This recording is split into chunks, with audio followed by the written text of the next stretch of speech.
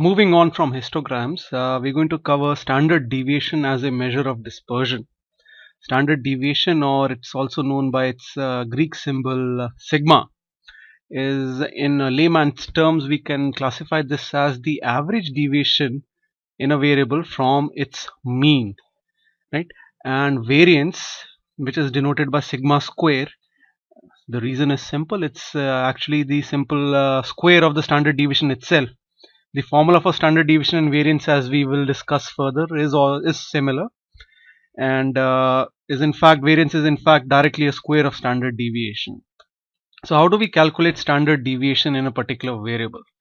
It is the amount of variation or dispersion from the average value of the variable. That is right. But how do we go about and calculate this standard deviation? The formula for sigma is given over here in its mathematical denotation. This may look very complicated, but it is in fact very simple. The formula is xi minus mu whole square divided by n, with the summation of xi minus mu whole square as the term. Right? Xi is simply the number of observations, each observation in turn. Mu is the mean of the variable x, and n is the number of observations totally that we have. So I'm going to actually calculate the standard deviation by hand on Excel to show you how it's done. And I'm going to take a particular variable. Let's take fuel capacity as the variable over here. Right? I'm going to copy it out into a different tab. Right? And I'm going to call this variable as x. Right? Now the first term that we need to calculate is xi minus mu. Right? So what is mu? Mu is simply the average value of the variable, so average value of x. Right? And I'm going to do it using the formula over here. So it's going to be average. I'm going to select the whole value of x, and then this gives me the value of x. So this value is going to be x minus mu. Right? So I'm going to do this for each observation in turn. Right? So this gives me the value of x minus mu. Right? Now as I forgot to lock the formula, so it is in fact actually going down each term. So let me lock this value for e. Yeah, there we go. Now it's locked. So when I drag it down, this will be correct. Now what we need to take into consideration is the standard deviation is known as the amount of variation or dispersion from the average value of the variable, and this is the average of the dispersion. Now if I take the average of the dispersion directly, what do I observe? This dispersion is actually going to come out to be 0. And why is it going to come out to be 0? If you look at this value, this is actually e raised to power minus 15. If I bring it down to two significant digits, it becomes 0.0000 and so on. Right? Why is it? Because when I do x minus mu for each of the observations, in some of the cases it's going to be negative, in some of the cases it's going to be positive. When I take this simple addition, it's going to cancel each other out. So how do I in turn measure the average deviation when the average deviation is going to come out to be 0? Right? But we do know there is some deviation in here because we've generated the histogram for each of those variables, and this is also going to have a dispersion around the mean. Right? Just because positive and negative dispersions are actually cancelling out each other, right, doesn't mean this variable doesn't have some dispersion. For example, if I look at this data set, right, so this is the data set, and I look at miles per gallon, so sorry, it's the fuel capacity that we've taken. Right? Let's generate a quick histogram for this, and here we go. And let's look at the histogram. Right? So here's the histogram. So we see that there is some dispersion. We've got values ranging from 10 to 35. Most of it is concentrated around the 15 to 20 range. So we can see the frequency distribution over here. Right? Some of them is less than 15, some of them is greater than 20, but there is dispersion. But when I look at the average dispersion over here, positive and negative dispersion around the mean are cancelling out each other. So how do we ensure it doesn't cancel out each other? Right? One way of doing that is if we take the squared term. So I'm going to square the deviation over here, right, and which is going to be nothing but squaring this value. Right? Once I do that, a negative multiplied with itself becomes a positive. So here we've got the positive deviation over here. Right? So this is why in the formula, if we see, right, we say xi minus mu whole square. The squared term is to make the average deviation always positive. Right? Now the formula says summation of I equal to 1 to n. Right? for each of these observations of xi minus mu whole square, right? So I'm going to take the summation of the deviation, so sum of deviation, or let's say sum of squared deviation actually,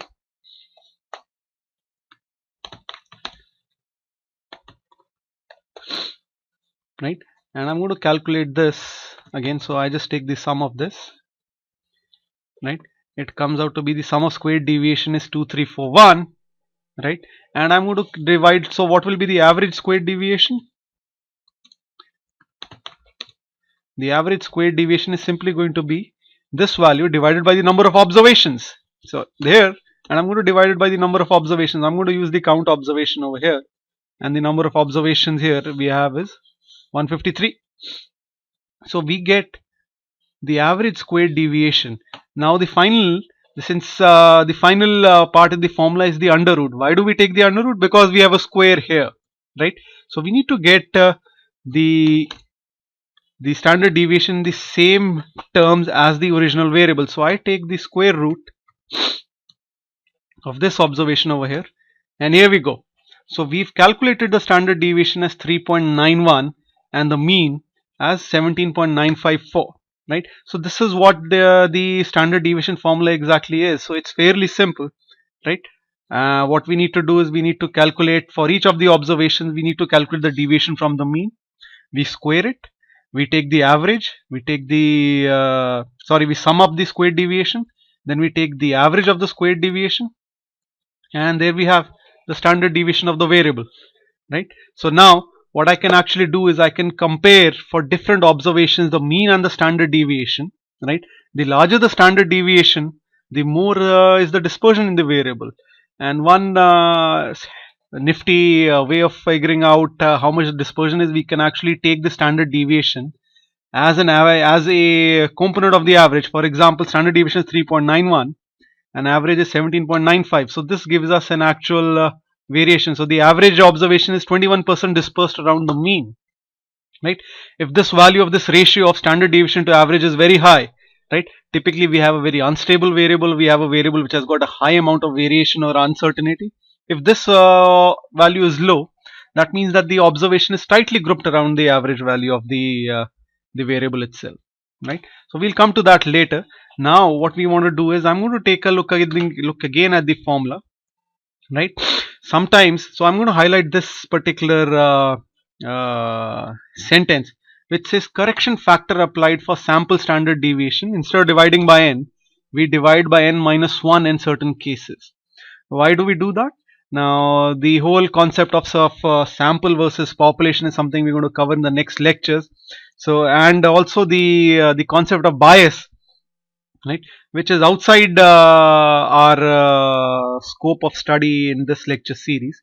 But most statisticians agree to the fact that by dividing by n, we are actually understating the actual variance. So to apply correction factor, we divide by n minus 1, right? So over here, if I'm going to do this, I'm just going to introduce instead of 153, I'm going to divide it by 152, right? So I'm just going to say, take this observation over here, introduce minus 1, close it, right? So the actual standard deviation is 3.93, right? And when I do this on the SAS box, it should actually come out to be very close. So we've done the standard deviation for fuel capacity. So let's look at the standard deviation over here. If you remember, PROC means on the data set will actually give us the standard deviation as well. So let's put in fuel capacity over here and let's run this, right? And there we go. Mean is 17.95 and standard deviation is 3.92. And what are we getting? Well, we are getting 3.93, but if I pull it out, it's 3.925. So it's actually been rounded off in Excel. So if I bring it down to 3 significant digits, there we have it, 3.92.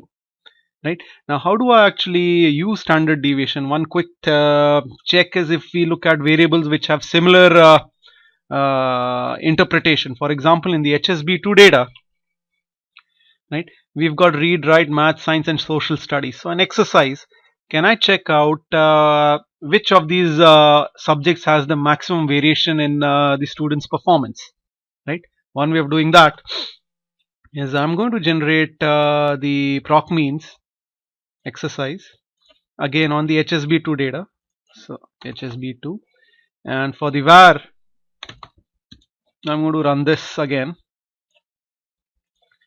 right? And let's see how the result comes out. And there we have it. And we've got the mean. So if you can see, the mean for all the performances is pretty much coming near 51 and 52. But if we look at the standard deviation, this is also coming very close to each other. So the standard deviation is about 10.7 to 9.9 in each of the cases, right? So it's very fairly, so what we can see is the dispersion around the mean is pretty close for all of these performances, and this is what we would actually expect in a standardized scoring examination. We don't want unstable variation across different subjects. We want to measure the student in the same fashion across different subjects. If we see variation very different, that would mean performance of the students has not been graded according to a particular standard across all the 5 subjects, right? Now what I want you to do as an exercise is generate the standard deviation for on the car sales data, standard deviation for all the variables that we have over here, miles per gallon, fuel capacity, length, width, wheelbase, etc., and generate it and compare it to the mean, and as an exercise figure out which variable shows a higher variation as compared to the mean. Now all of these variables are different in each other, so we can't compare the standard deviation of fuel capacity with the standard deviation of width. But what we can do is we can compare the standard deviation as a fraction of the average value, right? So I want you to do the same thing which I've done over here, right? I want you to compare the standard deviation with the average value, right? And figure out which of the variable has got a higher variability around the mean, right? So over here the value is 21.86. So I want you to do this for all of these variables: horsepower, fuel capacity, include engine size as well. So for all of these variables, engine size, horsepower, wheelbase, width, length, curve weight, and fuel capacity, generate the standard deviation on an Excel. Do not use the statistical tools. Do it on Excel. Compare the standard deviation with the average for each of these, and then identify the variable which has got the highest variability around the mean itself. All right, and I'm going to give you the answer in the next video lecture.